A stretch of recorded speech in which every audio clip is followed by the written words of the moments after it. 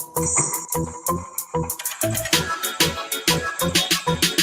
don't need Netflix, you don't need cable. Hop on YouTube, welcome to the hood table, where we chop up local and global events vocally. You don't really wanna miss out on these conversations. Just joke a little, laugh a little, get that open in your system for your glass a little. Expose current events, talk trash a little. You never know, these opinions might clash a little. They addicted to the content, got them binge watching. You don't like it, then you want invited. Bet your friends watching in the house and your job parking lot before you clock it. They don't wanna miss a second of this HT content. Everybody think they got something to say, so it's an open invitation, bring it to the table. But if you come whack, just know we ain't buying in. We gon' probably turn your back and tell you sorry, try again, Yeah, welcome to the hood table.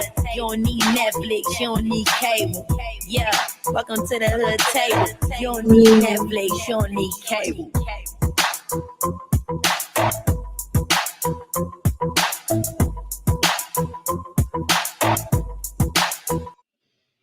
Hey, what's up, everybody? Welcome to the Hood Table one more again. This is Tanya with the Hood Table, here with another review of one of my favorite TV shows, actually the spinoff to one of my favorite TV shows.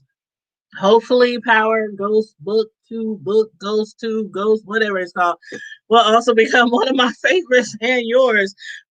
Just to let you know up front, YouTube is still experiencing some technical difficulties with some servers being down.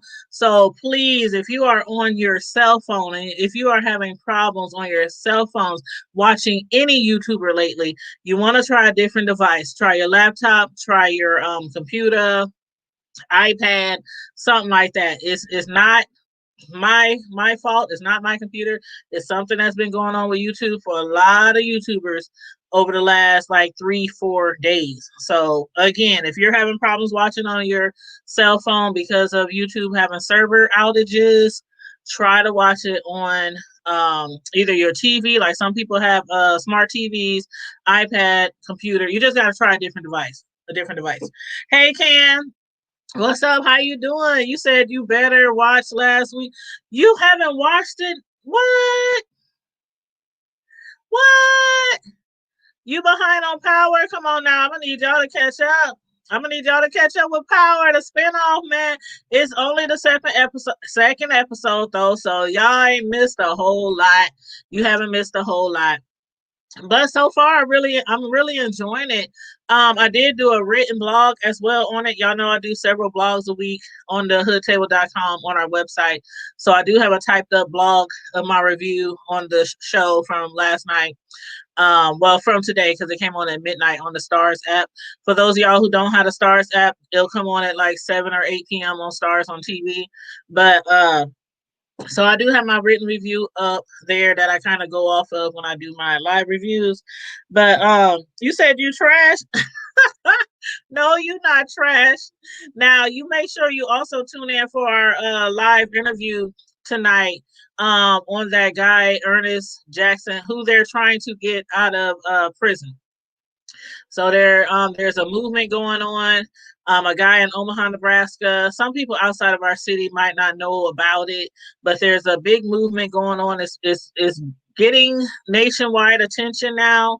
So I hope that people can tune in at 7 p.m. tonight to find out why this man, many people believe, should have been released from prison years and years and years ago for a crime he did not commit that somebody else confessed to.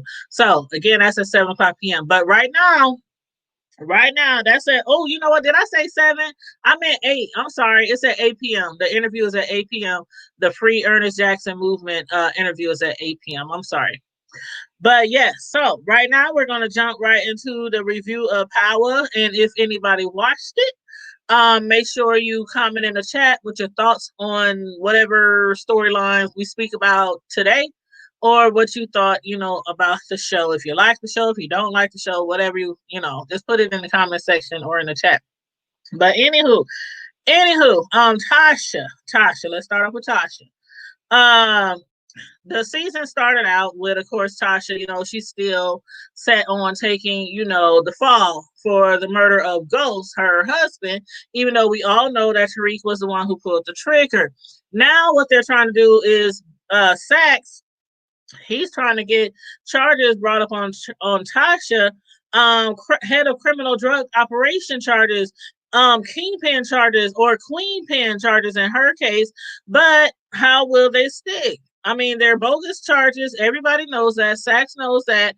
So how will they prove it? And then on top of that, Tasha, when she found out that Tariq had secured her a new lawyer, she assumed that Stern was the one paying for her lawyer, but come to find out to her, it was Tariq. She thought that Tariq might be, running a little hustling deal with her old daycare client, and she's right, even though she knows Tariq is doing it. He couldn't say, when she was talking to him because, she don't want him to get caught up in nothing else. He's supposed to be on a straight and narrow. She wants him to just attend school, do your homework, get your grades up, graduate, to secure some type of future for her and her family and his little sister.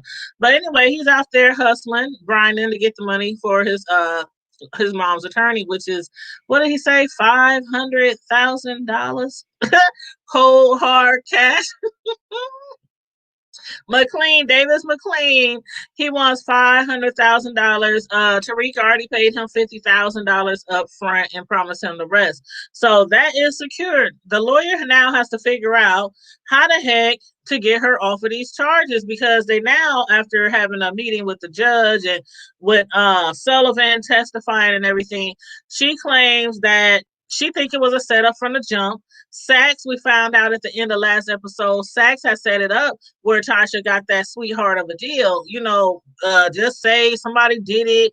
You can just have like a few years of probation and you can walk free.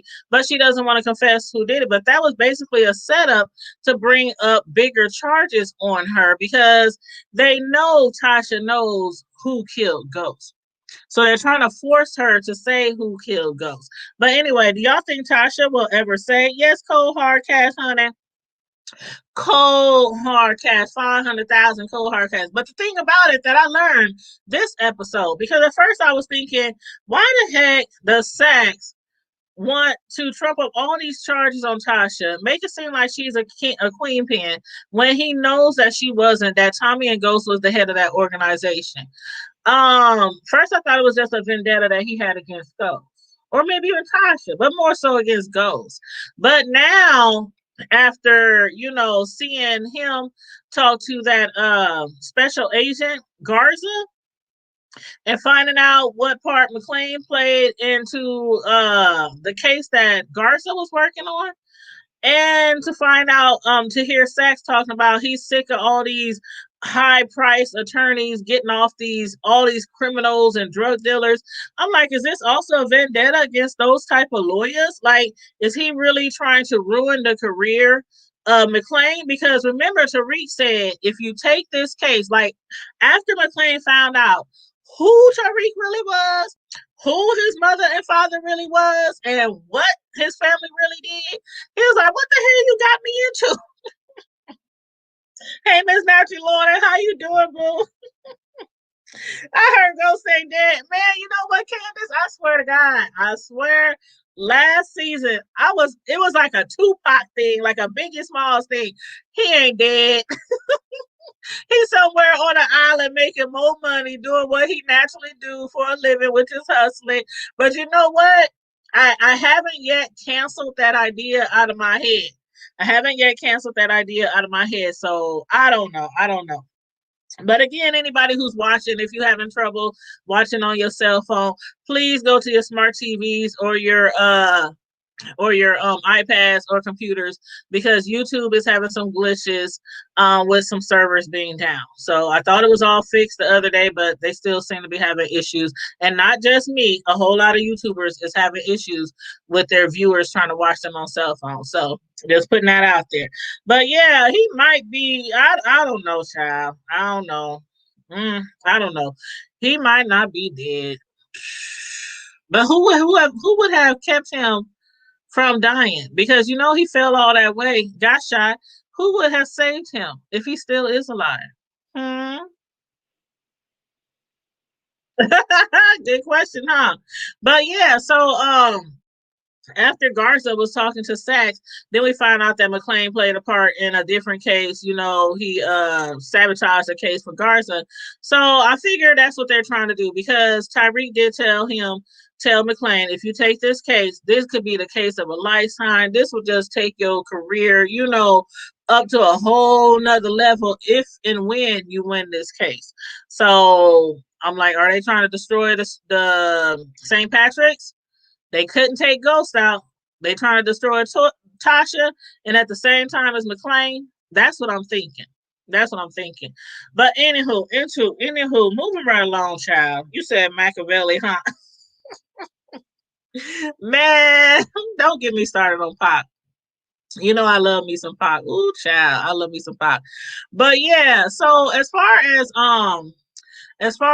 let's see, who should we talk about next? Who should we talk about next? Okay. Let's talk about this Monet. Monet, who's played by one of my all-time favorite singers, Mary J. Blige. I need to know how y'all really feel about Monet. Like, really? Like, she's obviously used to living in a crime world. Her husband is in prison for life. She's out here putting hits on people. Ain't no telling what else she doing. They could be running some large drug organization as well. We really don't know the extent of what Monet is up to or what their family is up to, but they have no problems putting people to sleep. We didn't realize that already. But as far as last episode, like when Tariq came over, he was having dinner with their family, and then Uncle Frank showed up. Like Uncle Frank, first of all, I didn't like the comment he made to Diana. I don't know if y'all caught that, but the Diana, he was like, hey, I see you all grown up. I see you finally filled out. I was like, you talk about creepy. I'm like, dang, he did just get out of prison, but dang, I was like, I would have been like clutching my cleavage or something. But anyway, I didn't like that part. But payback is a bi, you know what?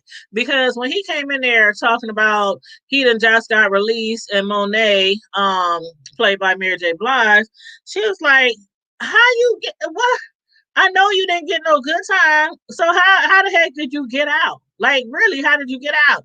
And then he said that her husband told him to come to her for some money.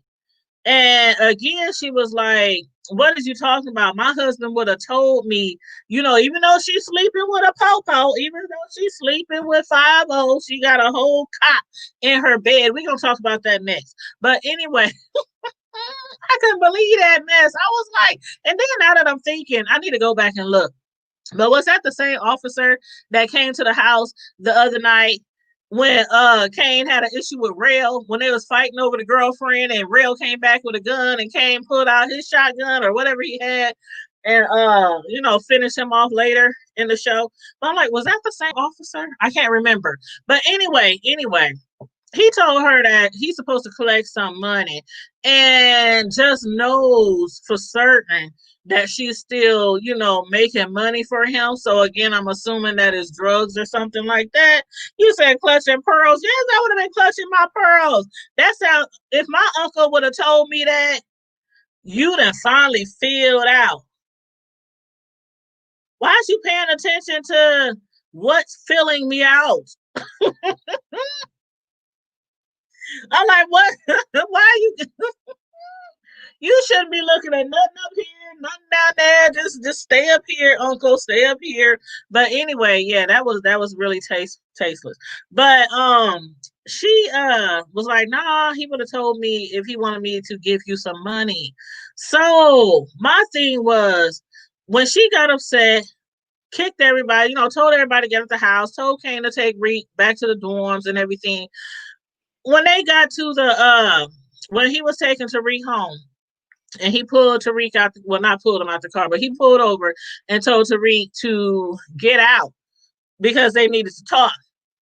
I was like, do you think you intimidating Reek? You better check his profile and not his Facebook profile. Reek ain't intimidated by nobody, okay? I have yet to find or see one person that really intimidated his own father. didn't intimidate him. So he got out the car, made sure he had his little strap in his pants, talking about he needed to talk to Reek. He wanted to know, how did he know that, or what giving him the idea that Uncle Frank is a snitch? And Tariq just laid it all down for him. The man just got out. The man came straight here to get some money. The man, I mean, your mom don't know, that he had got out of jail. Wouldn't Lorenzo, her husband, Monet's husband, wouldn't have told y'all, gave y'all some kind of heads up that he's coming over or something? He said Lorenzo don't even know he's out of jail. And I'm up there like, first of all, why the heck don't you know that your uncle is probably a snitch? Like, you said, right, Miss Natural. I'm like, come on. As soon as I saw the scene, I was like, oh, he didn't snitch. He didn't snitch. He done got out a couple of years early and came straight there for some money and insinuating that he knows that Monet is still making money in the streets for Lorenzo. So I saw a snake immediately. Immediately. Now I don't know what he might have said, who exactly he snitched on, but I'm assuming it's probably for his own doggone nephew. I don't know. Or is that his brother? Because he sure looks much older than Lorenzo. So I'm like, I know they said uncle. Is that Lorenzo's uncle? So they grand uncle? Because he looked a lot older than Lorenzo. But anyhow, he should have known. But even though he didn't know, Monet knew. Monet knew. She knew her gangster. But I just love this character. Who was I talking to?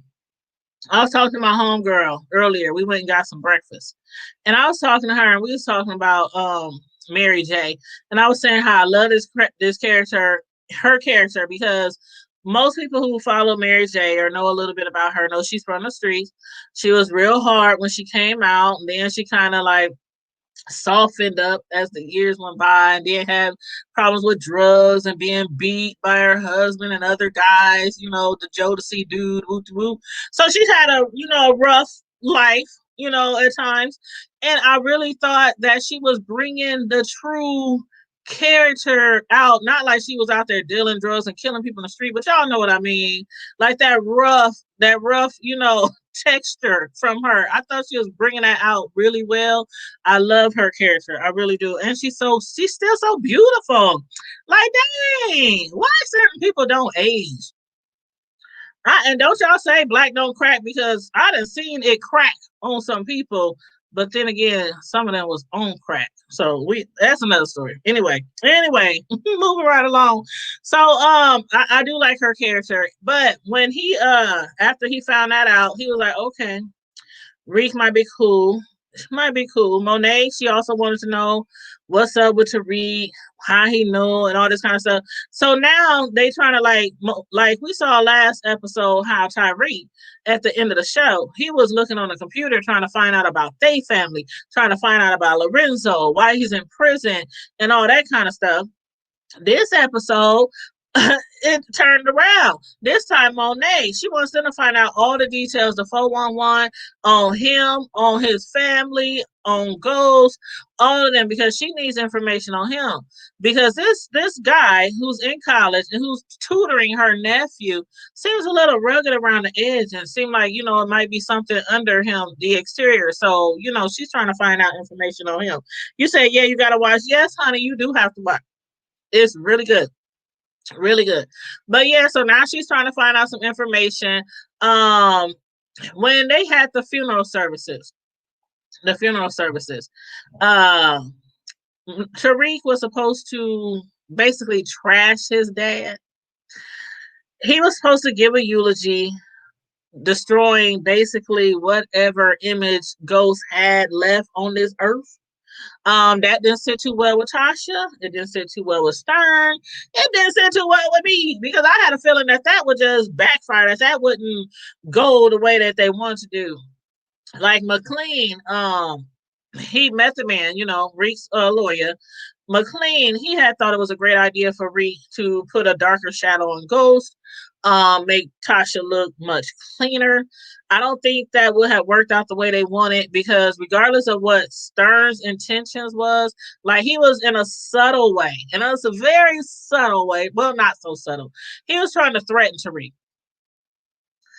He was trying to threaten Tariq, like telling him, if you do this, this could damage me, you, and your family. Like, there's a lot of money that's still out there that Ghost made.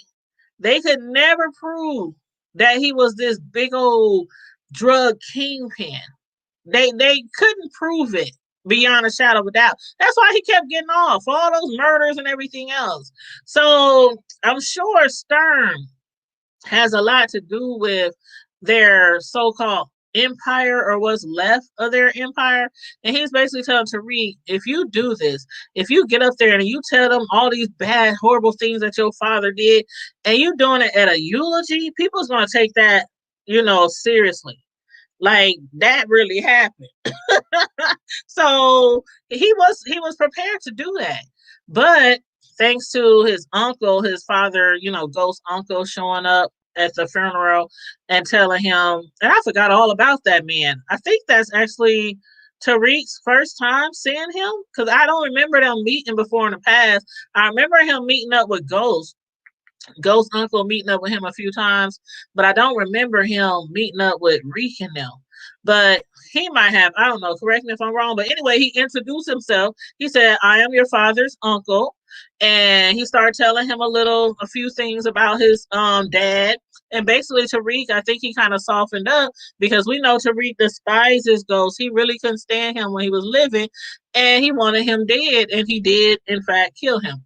But it kind of changed his perspective of his father because, like Tariq said, when it was time for him to speak, and he was talking about his dad, one of the things he said was he wanted to give me that life that he could never have, and I'm the manifestation of what he'll never be. Like, even though Ghost did a lot of things, even some heinous things, um, in the end, Ghost always felt that he had to do what he did to make sure his family was always secure, even after his death. So, I guess Reed, he was like, okay, I'm gonna give him the benefit of the doubt, and I'm gonna give this nice little eulogy. But I don't think Tariq even expected him to be as moved as he was by, by his little eulogy, because he looked like he was about to cry. And a lot of people, out, standing around the gravesite, they looked real emotional too. I was up here like, oh my God, dang. Okay, I ain't gonna cry, but he almost took me there. Y'all know how I am when I get emotional on my shows. I'll be like, I don't even be ashamed. I'll drop a tear real quick watching a TV show. But anywho, as far as Milgram, what do you guys think is up with her and her ex? Like, first of all, I thought that was really strange when she wanted to take a big old picture of Ghost. She put it on the easel. She put it out in the on the yard of the school, and they had like a visual or had planned a visual or something for Tariq. And like her ex said, that other professor, why are you doing this? Did he ask you to do this? Did you even ask what he wanted?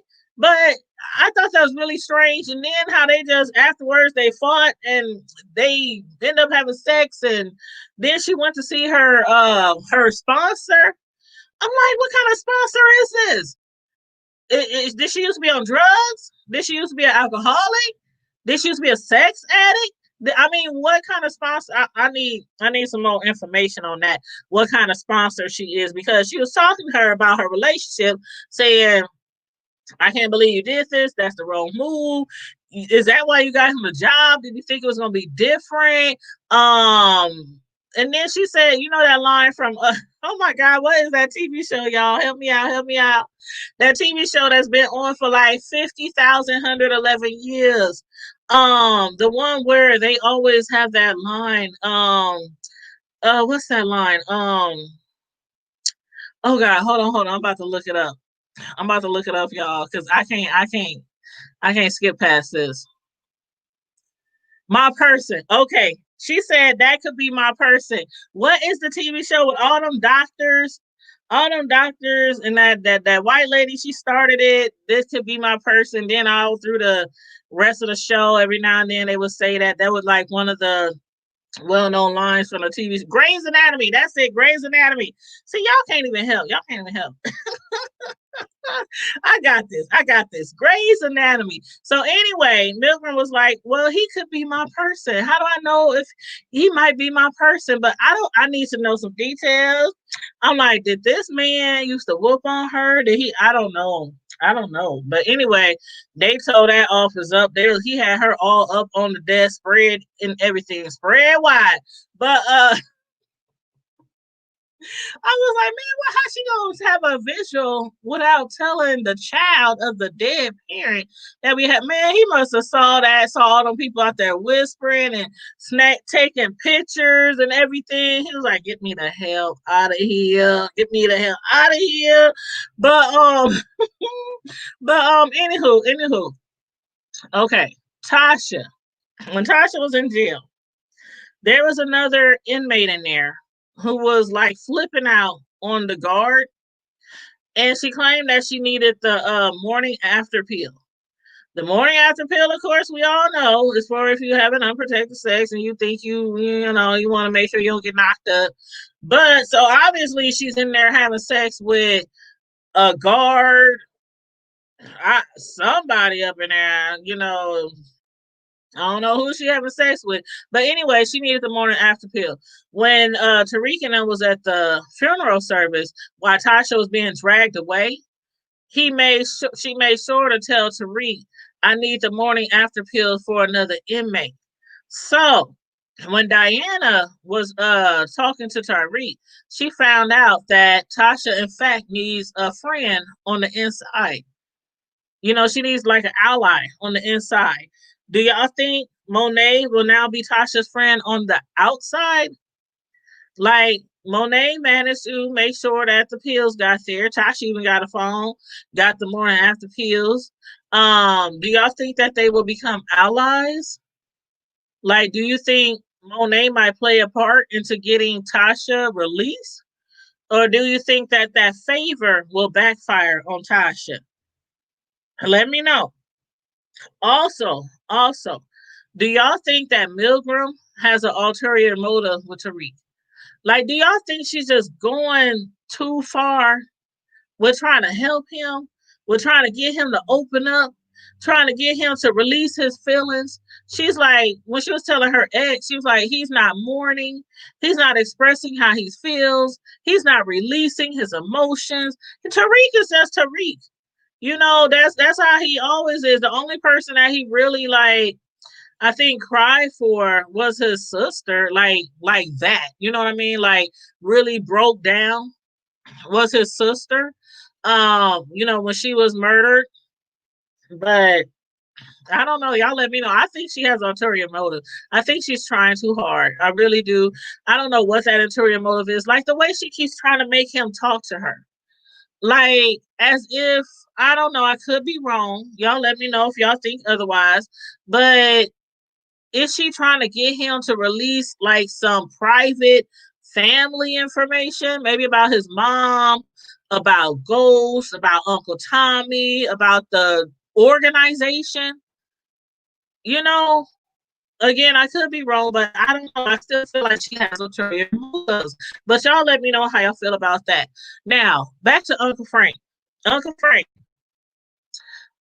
just like with Real, just like with Real, Monet had Kane take care of that problem. He basically took him, dragged him from a bar. They shot him. When they started cutting up his body parts, though, I was like, man, this is so. I'm like, did we see anything like that in the regular Power? Man, they started. I'm like, dude didn't just kill him. He cut up all his body parts. Then I'm thinking, did they do that to Rail too? I don't remember seeing them cut up even a finger off a Rail. All I remember is he shot him twice in the head in the hallway on the stairwell. And then this time with Uncle Frank, they shot him. They was cutting his foot, his legs, I was like, oh my God. They is really, I mean, I think they probably top Ghost. They probably top Ghost and Tommy when it comes to conspiracy, killing, and organization and drugs and all that kind of stuff. Who is really like they trying to pin Tasha as the queen of Tommy and Ghost organization? Is Monet really the queen pin of her husband's organization? Is he going down for her? I have a lot of questions. I'm telling you, because the way she's running that family, that household, and they still live in the hood. That's the difference. They still live in the hood. Ghost and Tasha and them, they stayed up in a penthouse, on the east side, like George and Wheezy. But Monet and them, they still stay in the hood. But a lot of people living in the hood can run some pretty big empires. Because sometimes living in the hood, people think, oh, they ain't doing all that. They got a little nice crib. They got a nice car. But they ain't doing all that. Because if they was, why would they still be living in the hood? They'd be moving somewhere on the east side. But anyway, y'all let me know if y'all think that Monet is gonna want something back from Tasha, that maybe Tasha can't give her, or I don't know, or do you think they'll become allies? I got another question though, as far as Tommy. Now that Tasha told him that Tommy was the one that killed Ghost because she told him to kill Ghost, do y'all think Tommy is going to try to get at Taj?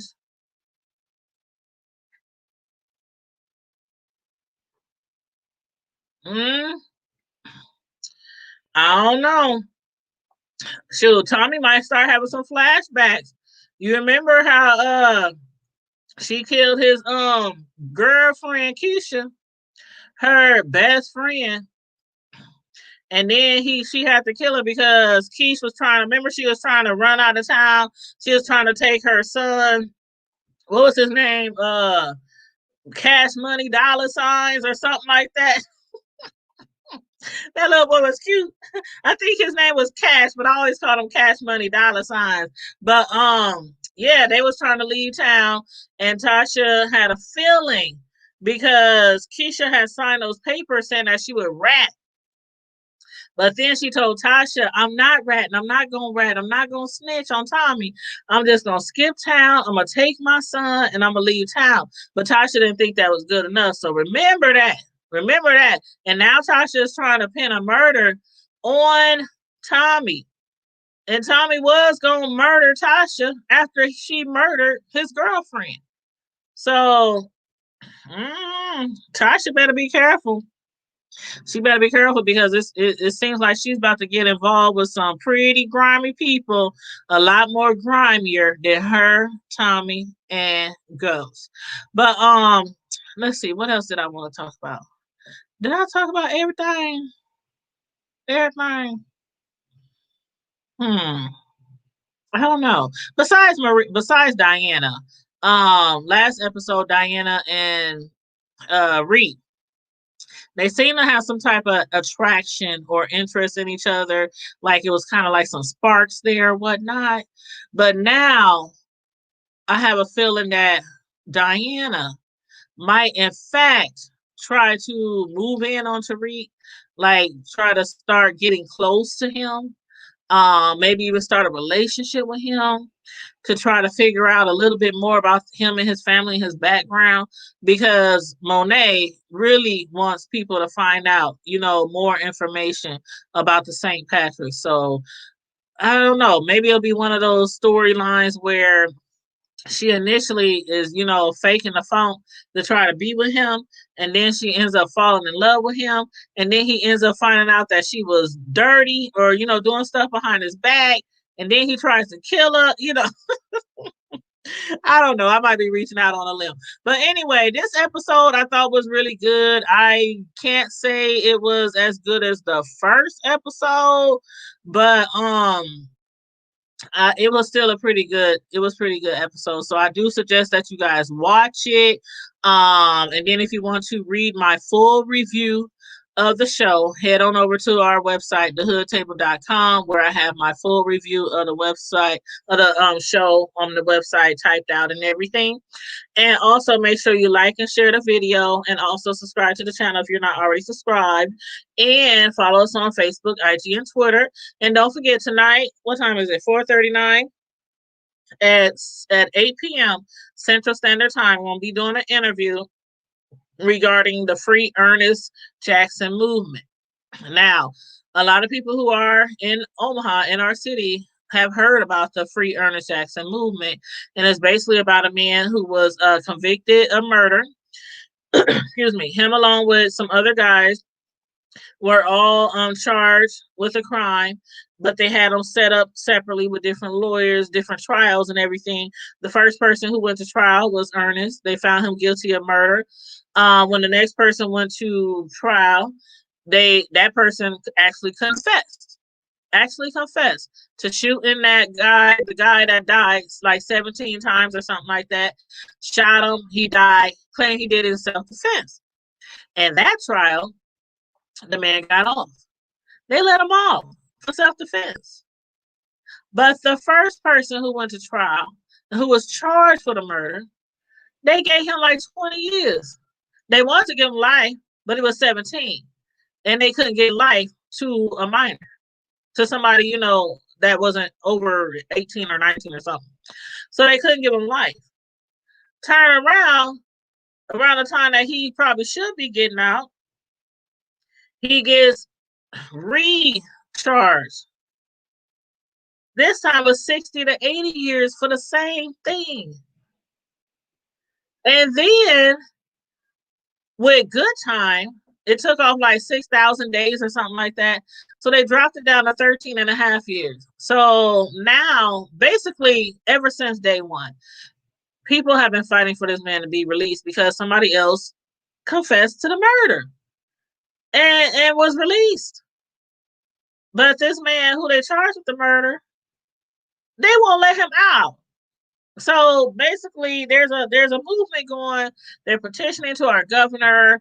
The movement is going nationwide. They're talking about it on the news now and everything.